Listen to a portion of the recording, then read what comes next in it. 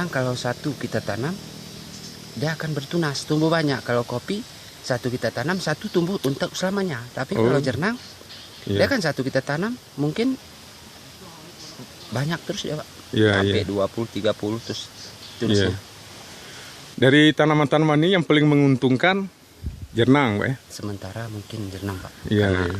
Kita lihat apa harganya Pak ya. Iya. Tanaman jernang ini ada enggak mengganggu tanaman kopi? Misalnya gara-gara jernang ini kopi enggak hidup, enggak bagus tumbuhnya. Sementara belum ada Pak. Nah, ini nyatanya kopi belum ada terganggu dia. Kalau mungkin gangguan yang paling apanya ini duri jernang ya, sulit durinya. untuk ngutip kopi gitu ya. Ya, harus hati-hati ya. Hati-hati. Itu pun tergantung pangkasnya aja. Iya. Pak.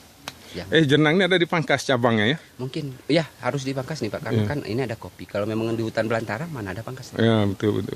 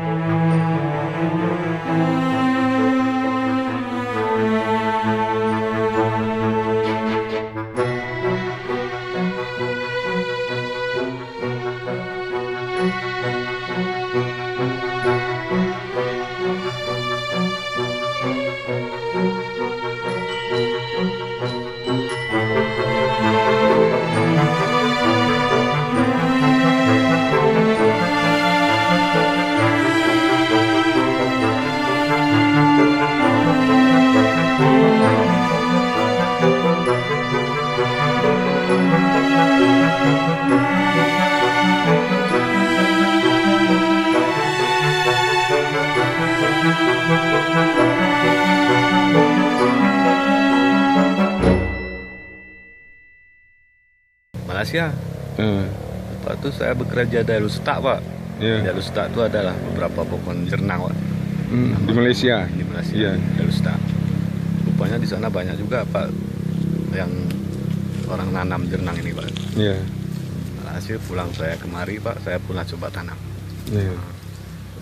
Berarti Bapak tanam mulai tahun berapa ini? 2005? Indah Pak. Udah lewat 2005 kan, 2005 gue tsunami Pak kan. Iya. 2012 saya tanam nih Pak. 2012. 2012 saya pulang dari Malaysia, coba tanam, cari bibit, beli dulu Pak. Iya. Beli buah jernang sampai ke Samar Kilang sana. Iya. Pas itu ada biji, saya semai kan. Iya. Udah tumbuh sikit-sikit tanam-tanam. Nah ginilah saya Pak, berbuah kan. Iya. Sudah 2 tahun inilah buahnya Pak. Udah 2 tahun mulai buah. Tahun pertama yang tidak banyak Pak, sekitar 3 bambu. Tahun ini udah ada, kemarin tuh sekitar 2,5 kali Pak. Iya. Ini masih ada lah sisa.